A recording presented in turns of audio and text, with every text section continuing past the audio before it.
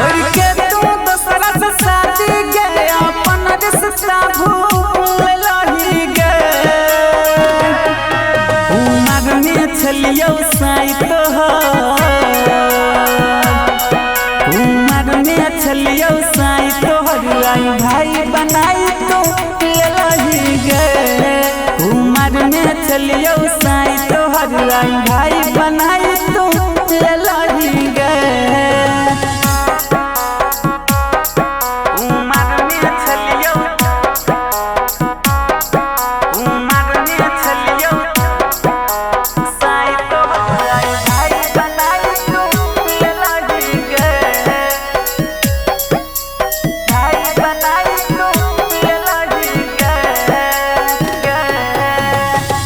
तू तो भगल ही छौरी बढ़ के धोखे बाज गे एना जे बोलै छही हो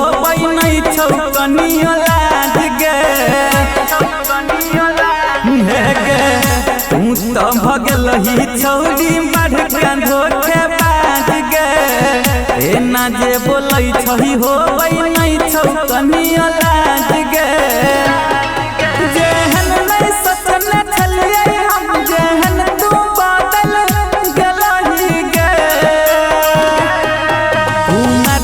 छलियो साई तोहर उमर में छलियो साई तोहर आई भाई बनाई तू लही गे उमर में छलियो साई तोहर आई भाई बनाई तू लही गे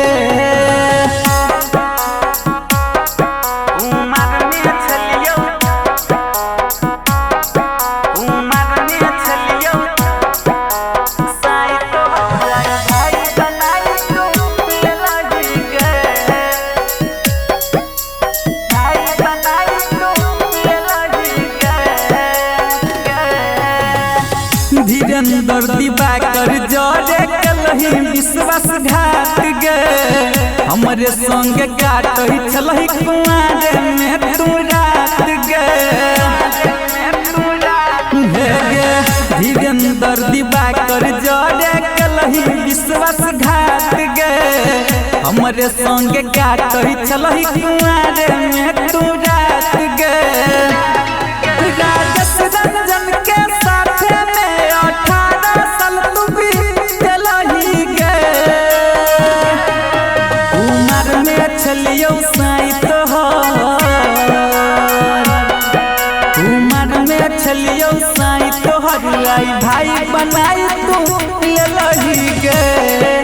उमर में छलियो साई तोहर आई भाई बनाई तू लही गे।